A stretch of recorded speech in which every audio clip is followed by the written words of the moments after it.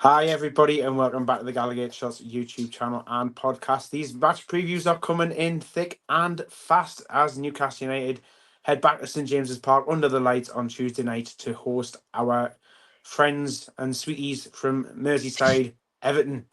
We're coming off the back of what can only be described as an absolutely batshit game against West Ham on Saturday lunchtime. It's still taking me a little bit of time to sink everything in, so I'm hoping the two lads who are with me for this one are suitably over what happened on Saturday. I've got Andy here with me and Ian. How are you doing, lads? Not bad. I haven't calmed down. Answer your question. It's only a day later. Well, Ian, how are you doing, mate? Yeah, I'm good. It's at the time of recording, it's Easter, so I'm just full of chocolate and I was going to say pizza, but pizza's not an Eastery thing, is it? It's just because it's having a lads' night in with Joey. So, but yeah, other than that, really good. Obviously, yesterday's result was unforeseeable at one point, but it's always good to not have the early kickoff ruin your entire weekend, especially with it being a long weekend. Absolutely. I mean, there's a great little shot doing the rounds on socials of the match predictor computer predictions with the win percentages going around after 63 minutes, which had us as a 2% probability of winning that game. So stick that with your computer, whoever it was that was in control of it, and see how that one fits. So, as we said, this is going to be a preview of the Everton game. We're going to face them at 7:30 on Tuesday night. That's live on TNT Sports, as are, I think, all of the games in this midweek session this week. And we go into this game looking for our fourth successive home win against Everton. We're going to talk a little bit about recent games in just a moment. But before we delve into it, here is a quick word from our sponsor. The Gallagher Shots match preview is brought to you by Magpin. Magpin are the go-to site for high-quality, unofficial enamel pin badges of Newcastle United players, legends and retro kits. For more information, visit their website at magpinbadges.bigcartel.com. Thank you very much, Scott, and we'll have him back with us very soon because he was over for the game on Saturday, and by Christ, what a game he chose to come over for and see. Dear me. Anyway, we're going to get over that game now, and we'll dive straight into this one for Everton. And Ian, you've been looking at the last couple of games that we played. This is taken over from me. I've handed the reins to you for this one because this is normally one of the bits I do, but crack on, mate. Oh, wow, that's pressure. I only got told I was doing the last season's fixture at us literally before coming on, so me preparation wouldn't have been. That's how we operate. We'll slick it out. Yeah, we'll guide you through it if you struggle. But we'll go chronologically. We'll go for last season against Everton at home. Again, I think it was a midweek nighttime game, if I remember rightly. It was, yeah. I don't remember much about it other than Miguel Almiron's fantastic finish, and that was in that spell that he had where he was scoring for fun. And it was one of those, even if a keeper with normal sized arms had been in that. I was waiting for the comment. It wasn't going to take long, was it? It really wasn't going to take long. So, and I think it was the season before, I think it was 3-1 we won. I think it was Kieran Trippier, possibly his first goal for maybe. I don't know. He definitely scored. But last time out, not so fortuitous. It was at that start, near the start of the actual start of that congested December period where I think we played the same team in like 4 games in a row. We had a couple of mishaps from Kieran Trippier. It was one of his, or probably his poorest games, riddled with mistakes. And we ended up suffering a 3-0 defeat. But I was looking back on the highlights before I came on, and because I know sometimes when you look back and you go, 3-0, were we that bad? And yes, we were, unfortunately. I think Everton just absolutely hammered us. But if I remember rightly, I think that might have been the first game or one of the first games at home after they had that points deduction. So Goodison was, I mean, I don't like Everton fans, no disrespect to you watching, but they make that place hostile. It's very, very close. think that had a lot to do with it, but they had a point to prove as well, and they proved it. They were just a much better side on the night.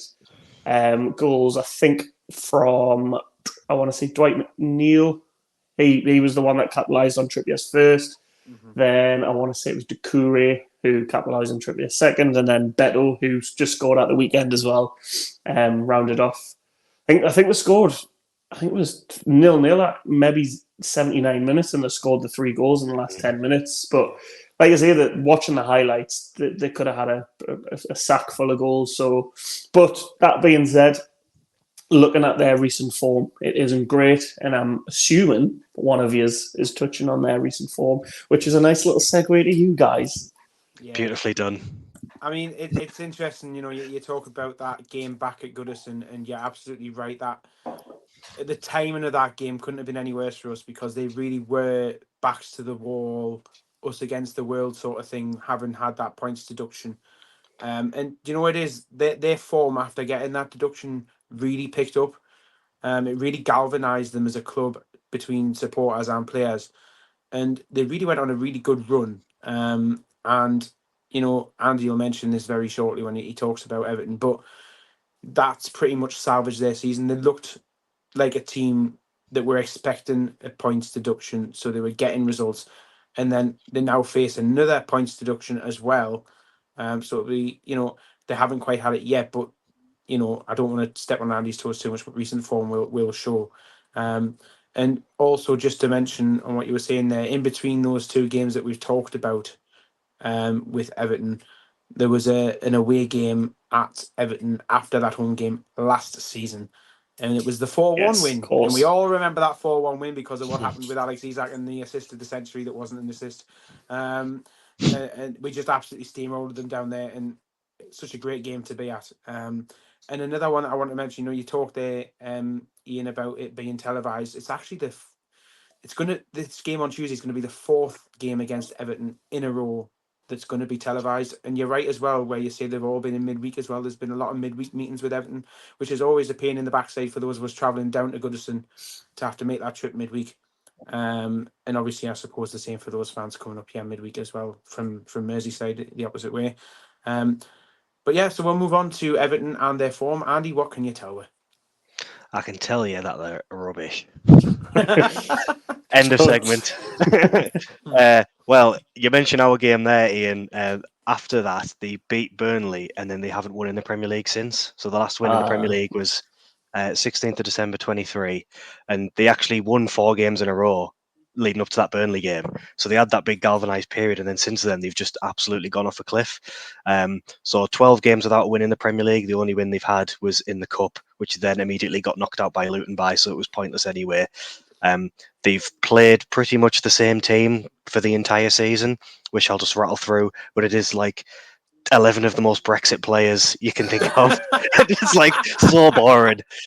So it's Pickford, Coleman, Tarkowski, Branthwaite, Godfrey / Mikolenko, just if he wants to be slightly exciting. Harrison, Onana, Garner, McNeil, Doucouré, Calvert-Lewin / Beto, or Beto. So it's the same team every week. And I was reading a few things from Everton fans, and they were just saying we're rubbish and we're just never changing anything. And it just reminded me so much of reading comments when we had terrible managers. Although I guess you could say we don't change anything at the moment because we literally can't. But with Everton, it's like they just feels like they're just constantly just beating a dead horse with the same team, and they're just absolutely useless. Doucouré is top scorer for them. He's only got 6 goals. They've only scored 30 goals the whole season, which is the second worst in the league. And considering the team who's below them in that stat is Sheffield United, who are probably the worst team I've ever seen in the Premier League, it's pretty shambolic, really. There was a headline on The Athletic which said, Everton have become joyless, a Ford Focus in a Premier League full of Ferraris, which I quite like that comment. Just to kind of... But I think the annoying thing from Everton fans' point of view will be that they all knew what they were getting with Dyche, but he's not getting the results. Whereas obviously when he was Burnley manager, and even those early days as Everton manager, he was getting those rubbish 1-0 wins, which is all you need. And I think it's just the way they've regressed from having like Ancelotti at one point to now being in the doldrums with Dyche. It's just bizarre. So my last thing on Everton that I'm just going to mention is a comment on one of the most recent Athletic articles, there was a comment left by an Everton fan. I'm going to read it in its entirety because it's absolutely amazing. I can't So wait for this. he's not very happy. Are you going to do it in Dyche, a Scouse accent? I could, but I won't, just in case. He might not even be Scouse either. It's a comment. He could be Oh, from that's true. America, as far as I'm concerned. Fair enough. So he said, Dyche is a slowly unfolding disaster. To call him a one-trick pony would be an insult to ponies, who can at least walk and breathe at the same time. All those fans who gave him a free pass because of the points deduction, even though week in week he serves up the same turgid crap, he's definitely English, with the same result. Fullbacks who don't offer anything, attacking strategies that consist of launching 70-yard free kicks and hoping someone will get on the end of a Tarkovsky knockdown, winning corners. This is Sunday League tactics. And then he goes on and on about the board. Then he starts slating Ashley Young. He then says, I wish we could afford to sack the talentless meth. We're stuck with him and he knows it. We'll get relegated. Blah, blah, blah. He's the worst manager in the Premier League, unquestionably. So I think they're quite happy, Everton fans, at the moment. But I think that just pretty much sums it up, really. And he goes on about Ashley Young in his comment as well. I was going to say I was reading it in the entirety, but I realised that it would go on and on forever. They brought Ashley Young on in the last game. So on the right-hand side, they had Seamus Coleman and Ashley Young, which is something like the oldest right-hand side in football in England. Age of 88 or something, isn't it? Yeah, because I think Coleman's something like 36 and Ashley Young's 38 or something like that. Someone can Google it. But basically, if we lose this game, then how out? You know what it is? They'll still probably beat Dan Burn for pace as well. No, yeah, but on a serious note, they've actually got some all right players. I actually really rate McNeil. I think Jack Harrison's a good player. I actually think Doucouré is a really tidy footballer. I think he's slightly out of position as a number 10. And we've seen Calvert-Lewin when he was properly coached under Ancelotti and things. He's a really good number 9. They're just playing the system at the minute that's from a foregone age, and it doesn't work. And they need to start picking results up quickly because they are still at risk of relegation. It's all about Luton and Forest at the moment, but Everton is still in there. And when you look at the teams in the league, I would rate Forest and Luton ahead of them in terms of how they play football. So on a serious note, they are in bother, and hopefully we can put them in more bother on Tuesday night. So yes, in summary, they're rubbish and we should win. You say we should win, but we're struggling ourselves really when we think about the personnel now available to us after the losing another half a dozen people to injury against West Ham on Saturday. I'm going to quickly go over some things about what I'm now going to call Card Watch.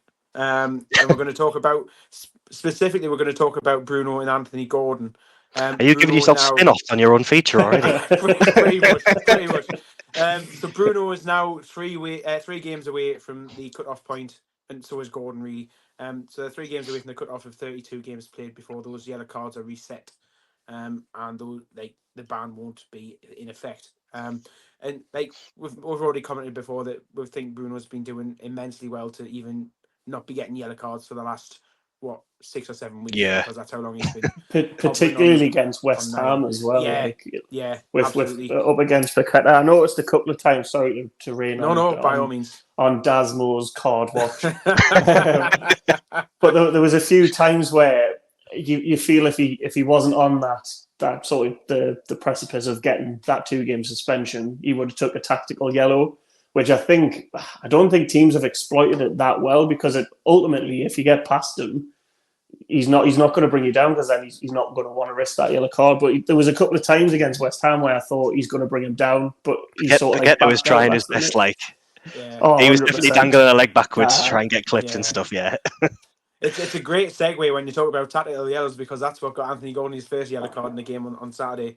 And we just want to clear up as well. I know it's been said around about the place on socials, but just to clear it up, because a lot of people are still not quite sure about what the 2 yellows equaling a red means for Gordon, who is currently on 8 yellow cards, and also will receive a ban for the red card that he got on Saturday. So Gordon will miss this game.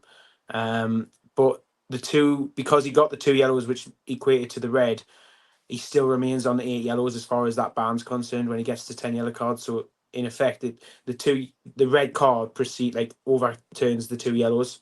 So he's going to miss the game for getting the red card from the 2 yellows on Tuesday against Everton, which is a bit of a shame, because you'd like to see him stick one up Everton after the way they treated him towards the end of his time there. But yeah, so he's going to come back at the weekend against Fulham and still be 2 yellow cards away from that 10 yellow card mark before the ban comes in. So, and again, by the time we play Spurs in a couple of weeks' time, get that game out of the way, and then we're clear, and then Bruno will start slicing people and God knows what, and causing all sorts of bother in the middle of the park again. And again, having just talked about that, we'll quickly move into injuries and suspensions as far as we're concerned. So Tonali, Gordon, suspensions. Injury wise, again, we had the same as we were. Why in the don't you last say who's preview. not injured? Do you know what it is?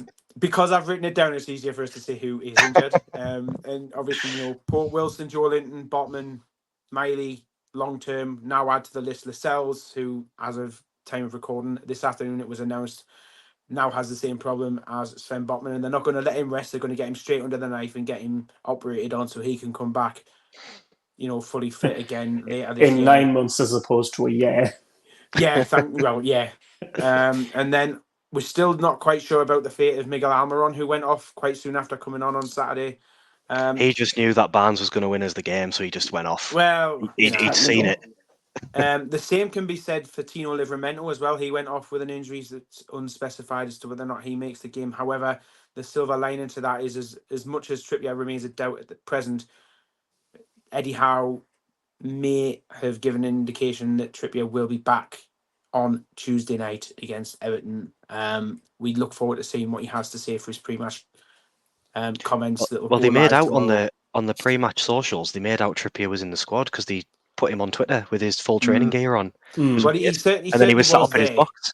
Yeah, he certainly was there. I think he was spotted in upstairs in the corporate section at one point before the game. And very quickly before we move on to talk about how we think the team will line up, which is going to be an interesting conversation in itself. There's a phone going off there. Sorry. I thought that was part of Card Watch there. He's got like sound effects and lasers. Should have just said That's next season. Quickly, Everton's record at St James's Park, which in terms of ourselves makes for very good reading. We've got 28 games played in the Premier League, 16 wins for us, 4 draws and 8 defeats. And like we said at the very start, we're looking for our 4th win in a row in the latest run of games. So fingers crossed everything will go all right there. So we better start talking about how we think the team will line up. Well, goalkeeper Martin Dubravka looked to have a bit of a problem towards the end of that game on Saturday, but we can probably safely assume that it would just be like cramp or something. Just the end. Well, I would say he's had a problem since he came back into the team. To be honest, we'll not talk about the saves. Scared of the box. In terms of his leg and his inability to kick, having left that to Fabian Schär towards the end of the game, but I think he'll probably be all right. Back 4. I'm going to leave this to you. Crack on. Who do you think your back 4 is going to be? I'll be centre half. I think you'll probably play right back. No, wait. I was thinking if Trippier is back, because I thought the sort of line on the international break, just before the international break, is he was targeting West Ham. Mm-hmm. Obviously, with someone is sort of with Tino's quality, you don't want to rush Trippier back. So it made sense. So I have a slight inkling that he might be all right, which is great because if not, as much as I loved him for Fulham and his little upturn when Howe came in, Emil Kraft was just all over the shop on Saturday. His final ball was really poor, wasn't it? Just even the way what we normally have on that side.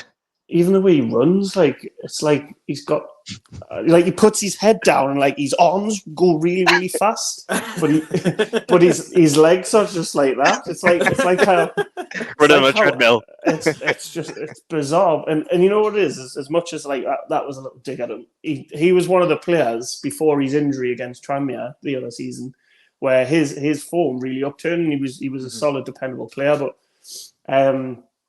Yeah, I think if Trippier's fit, then or even 70%, I'd start him. Then you're going to have to look at Fabian Schär, who I don't know if you've noticed with you being at the match. He took a little knock. He was holding his hamstring just before Miggy went off. And then you've got Byrne, who I thought he didn't have a poor game, but there was times when he was getting caught on the turn, and I've seen Milk turn quicker. But in fairness, he was fairly solid in the air as well. And then I think Hall, who came on at left back, I thought he was really, really good. He gave a lot of energy, getting forward as well. He gave, I think, a little bit more of a threat than what Dan Burn does. So I think that is probably your back four. And then you look at the bench. If say, for example, Cher, who, let's face it, loves getting a head injury 5 minutes into a game, mentioned about his hamstring there. If you lose him, you're putting Dumb at centre half. So it's not too far away from a championship side back four. But I'm hoping Trippier will be fit just to add that little bit of stability. Ironically, against Everton, where he had his worst game as well. Well, before we move on from the defence, if for some reason we see, rather than Lewis Hall playing, it's Dan Burn at left back with Paul Dummett as the other centre back, then Hall is definitely like shagged house misses or something. Because there is no way he is not paid. Like, how can he not be playing now? He looked mint. Yeah. I know you mentioned it there, He but like, looked good, yeah. he just looked like a proper well-rounded fullback that can defend, go forward. I was a bit worried about him against Kudus and stuff, but he seemed to do fine. So yeah, just adding to that because I'll be fuming if he's not playing.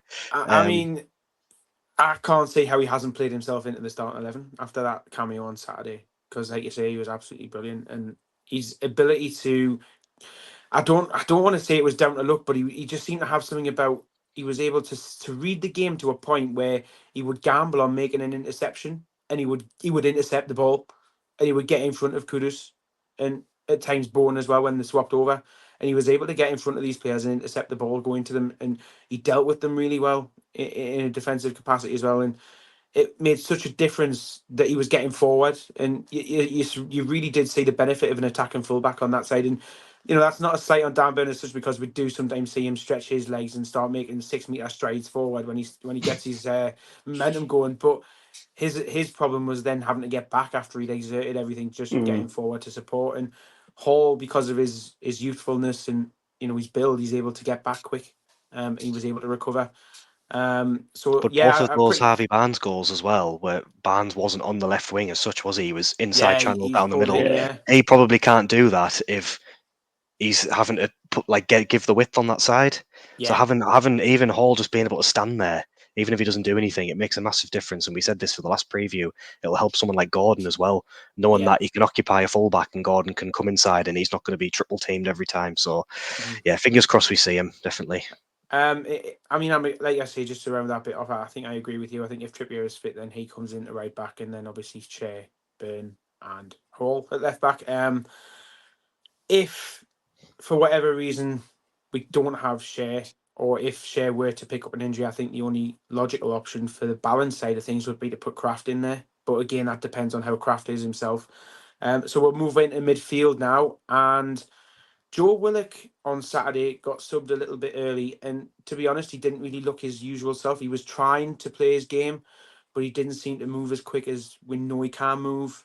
Whether or not that's just because he's coming back from this injury or whatever, but again, we're down to such bare bones in the middle of the park now that it pretty much picks itself yet again. So Bruno, Willock to start at least, and then Longstaff again as well. I don't even know how else we change that up. Well, how do we change it up? Well, Anderson looked all right again. He looked lively. And Longstaff on the other end of the spectrum looked abysmal. And he's not even running anymore. I know why I forgot Anderson, but we'll get onto that. We'll get onto it. We'll talk about the field first. Well, that would be the one change I would want to make. I think is I don't want to jump on the bandwagon to hate Longstaff, because I don't want to move off Burn and go into Longstaff and him become just the new scapegoat for everything. But he has been so poor in this post-Christmas period. And obviously, we all knew he was a bit deficient technically, but he always had the energy and he was the water carrier for the midfield. Whereas now, he's not even really doing that. You look at the goal that Bowen scored against West Ham, there's just no midfielders anywhere.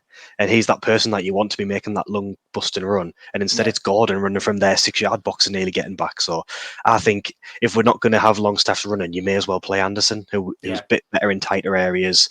He can beat someone on the turn. He can dribble the ball. He can make long passes and things like that. So, but other than that, I agree. It picks itself because there's anyone else is there. But that will be it for me.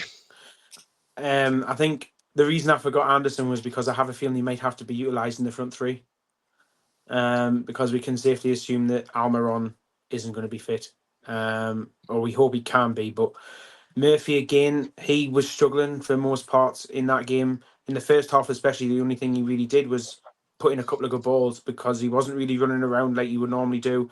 He was tucking in quite a lot as well, and I think he looked a little bit more like productive when he ended up at right back after Kraft went off. But which could be as well another option Yeah. if Trippier's not fit. Because absolutely, I agree with you. I thought he looked a little bit lost in what he's like you say in terms of his runs and things like that. But I thought his final product in terms of his delivery, I thought had a good couple of chances. I think he put a ball in for Gordon, who headed wide, and then there was that one he put. It was a great ball over. I can't remember. Was that maybe Mavropanos who cleared it away? And if he didn't, Isak's there to tap it in.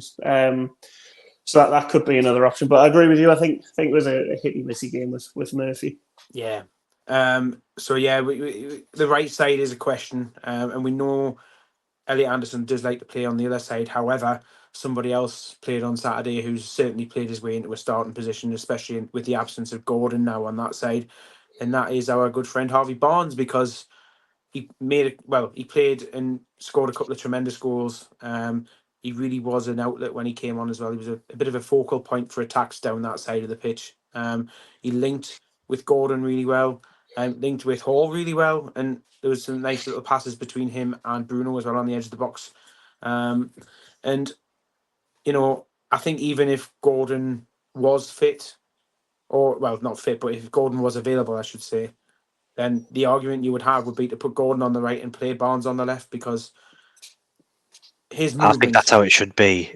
If it's a fully fit squad next season, and I've spoke to mates about this as well, Gordon on the right, Barnes on the left, Isak in the middle is absolutely mint. Yeah. Like, not to jump in, but just to, I think there's a lot of fans would say that now, especially if you get Joe Linton back playing as the left-sided midfielder and Hall on the left, that left three, like doing triangles. But obviously everyone's injured, so it's all a fantasy at the moment. But so we'll get Matt Ritchie instead. Yeah. Oh, hey, we'll probably see him on Tuesday night, to be fair. Recall Minter. Well, that's it. And yeah, as you just said, Isak up front is like literally the only option. So that's what's going to happen there. And again, I'd like to maybe think he can add to his penalties on Saturday with maybe. I'd like to just see him get a one from open play. I think that's just what he needs at the minute. And he can have all the confidence from a penalty, but. Sorry, did you see that thing that there was all the media stuff with Tyndall and Howe doing it was like Guess the Footballer or something like that? I don't know if you've watched seen it. I haven't seen it. No, and I've seen it at one point, Jason Tyndall takes a pen, and it's exactly the same as the two penalties Isak's taken. No way. So I'm wondering if that's the coaching. He steps up and just puts it bottom corner. It's unreal. I just thought, I wonder if this is Tyndall sort of channeling Isak there. In terms of who we might see on the bench, you've already mentioned Matt Ritchie there. Paul Dummett was on the bench on Saturday as well. And I'm trying to think of who else might be there. Murphy's probably going to be there if he's not playing. Adam P's on the bench. We'll probably have to bring Bobby Clark in on loan from Liverpool again, just to get everybody on the bench. And I think Mark said he was going to take his boots on Tuesday just in case he was needed. So that tells you how bad things are getting. I think there'll be a few other people taking their boots with him as well, to be honest. There'll be no shortage of takers for Eddie Howe if he needs to. I reckon that ball boy who didn't give Kudus a still get him on, to be fair. He's got passion. Yeah. Right, so that's how you predict the starting 11, I don't know, but we sort of tried to do it anyway. It's kind of just picking 11 fit players at this point and trying to make a team out of them. Yeah, that's it. It's like on Football Manager when you just press auto select when you can't be bothered, and everyone just goes everywhere, and you're like, "Aye, that'll do." Ask the assistant manager. Yeah, absolutely. Right, it's that time. But before we get there, we're going to quickly go over what we need you to do. If you do like this video, please do click the button at the bottom, give us a thumbs up. Please subscribe to the channel. Doesn't cost you anything. And then you'll be notified when we go live or if we have new videos coming out. At the time of recording, you'll have the Always Smiling Faces podcast back on Monday night with Chris and the boys. And there'll be plenty more coming up through the week. Be another preview ahead of the Fulham game next Saturday as well. Please check out the latest Mark versus Deck Out. It was a doozy where they were talking about play your cards right style, higher or lower goals, wasn't it? Goals scored for certain NUFC players. There was a one previously where they did the A to Z of Newcastle United players. Who have you got for us, boys? I can't think of one. You know what it is, right? I even know the answer because I know what you're referring to. As soon as you asked me then, put us on the spot, I was like, Shea Given? Is he one? I thought Solano first. Yeah, Solano, yes, exactly. Speed. But yeah, so please do. And then obviously, if you want to become a member of the channel as well, it comes from as little as £2.99 a month, and you'll get early access to videos, and you'll also get access to the infamous Telegram group that's going on. Great little social group going on there to see them after games regularly. So you might even get to hang out with some like-minded Newcastle United fans as well. And yeah, let's crack on. And it's time for everybody's favourite feature of the week or of these match previews, and it is Ref Watch. And the referee for the game on Tuesday night is going to be Tony Harrington from Cleveland. And as you rightly pointed out beforehand, Andy, he's a smoggy. So he doesn't really have very far to come to get to St James's on Tuesday night, and he'd be a quick car ride back home as well afterwards, I would imagine. And I've also written down here in my notes that he's not bald. So after Saturday, that doesn't really have any sort of credence to it The anymore. hard-hitting facts on Gallagher. That's The what most you want. important thing. He is not bald. Interesting fact that we find from the little clutch of stats that we have here is it's actually his first Newcastle United game of the season. His last Newcastle United game was the 1-0 victory over Everton at St James's Park last year. Hey. So there Hopefully you go. that's a good omen. Hopefully so. That In terms and of him his not being bald. well, yeah. In terms of his record this season, he's actually only refereed 5 Premier League games this season, so this will be game number 6. In those previous 5, he has issued 19 yellow cards and 1 red. And also looking at slightly deeper into his stats, he's actually only refereed 12 games in total this season, which, considering how busy the season's been up to now, that's quite a low number. He's refereed another 5 games in the Championship and 2 in the League Cup. And on VAR for this one will be Michael Salisbury. So, ref watch complete. Check over. And we move in. Oh, there's a slogan. That was great. I love that. And we move into our predictions. And I'm going to come to Ian first. Mate, how do you think it's going to go? I think it's going to be an absolute horrible watch for everyone involved. I just think because we're now missing players. Obviously, I know that they are still a team that they'll train together and stuff like that. But you've seen from losing the cells and how long it took with just to sort of gel, I suppose, the back four. Some of our quality players are still missing. And let's face it, as much as I really dislike Everton, I'm not just saying it because of that. They don't have a lot of quality. They've got some all right players, but I just think it'll be quite a low quality game. It'll be nervy. It'll be scrappy. But that being said, I was saying obviously before the West Ham game that I felt that West Ham was probably a must win in terms of if you lost that game, you would have went 7 points behind them, chasing Europe, albeit with a game in hand. At the moment, you're now a point behind them with a game in hand. That hopefully is a kickstart for a positive run of results. But then we'll have to go and get the entire team injured. So it's momentum. The momentum I don't think is going to be is there yet. But I think we'll scrape a 2-1 win. I'm going to go maybe it's Harvey Barnes again, and I agree with you. I'd like to see Isak score from open play. Cool. Andy? Well, I was quite confident before I read that comment from that guy, but now I'm extremely confident that we're going to... I mean, we can't defend and they can't score, so something's got to give, really. I do think we're still not going to keep a clean sheet because it's just against the ethos of the team at the moment to keep clean sheets. So I do think it's not going to be necessarily a cakewalk, but I do think similar to the West Ham game, even though I know that was a bit mental, I think we will control possession and we will create loads. I think we just need to get ahead nice and early, so we're not having to like still be sprinting on 80 minutes and still be stressing on 80 minutes, and then people do their ACLs and all sorts. So you say that though, but what happened against West Ham? We got ahead nice and early, and we're still having to sprint around the 80 minutes. well, yeah, that's true. Yeah. Well, how about a nice 2-0 nice and early rather than 1-0, and then immediately letting them score. So what I want to say, I think we're going to be 2-0 up at half time. Mm-hmm. They'll get one back, and then we'll score that sort of like one to get the cushion back later on in the game. So I'm going to go for a 3-1 win. I'm going to say Isak hat trick. Why not? Ooh. And he's going to score another penalty. I like Jason Tyndall, but yeah, he needs some open play ones as well, doesn't he? Yeah, he does. Even though there's nothing wrong with scoring penalties, but yeah, that's what I think. And I know we've got statistically, I think from having statistically the hardest run at the start of the season, we've now I think got statistically the best run. So we just need to get ahead of the fixtures a bit and just get some wins on the board. So then we're not having must-win games at the end when everyone's on the bones of the backside, if they're not already. So yeah, just get this win, get some ice baths on the go, and then move on to the next one, hopefully. Well, Paddling pools and wheelie bins. Yeah, get them back out. Ironically, when we had that, we didn't have as many injuries. I know, yeah. Well, I think we need a chiropractor. The number of back injuries we're getting, it's ridiculous. Well, I actually agree with you, Andy. I think it's going to be a 3-1 win as well. I feel like Sean Dyche is going to try and park a bus and stink the place out. And they're going to be really hard to break down. But, you know, as much as we are depleted, there's something about the spirit that we showed against the West Ham towards the end of that game on Saturday that just makes me think that we can press and put so much pressure on them that we'll be able to break them down.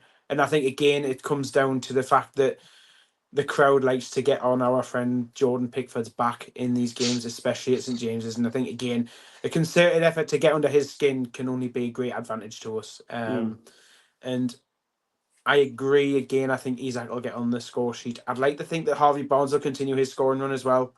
I'd like to see him try and break through the lines of that defence of Everton's, which can be quite slow, or because of its age, just kind of keep up with him. Because as we know, Coleman and Young are ancient. So yeah, well, I think, I don't know. I think I'm going to go with an Isak brace again and a Barnes third. And I'd also like to see us try and take something I noticed actually talking to somebody today, and we haven't been very brave about taking shots from outside the box, and we weren't against West Ham. And I think if we can maybe just have a couple of those, especially against Jordan Pickford of all people, because all you have to do is aim for a corner, he's not going to reach it. His arms are too little. So we'll see.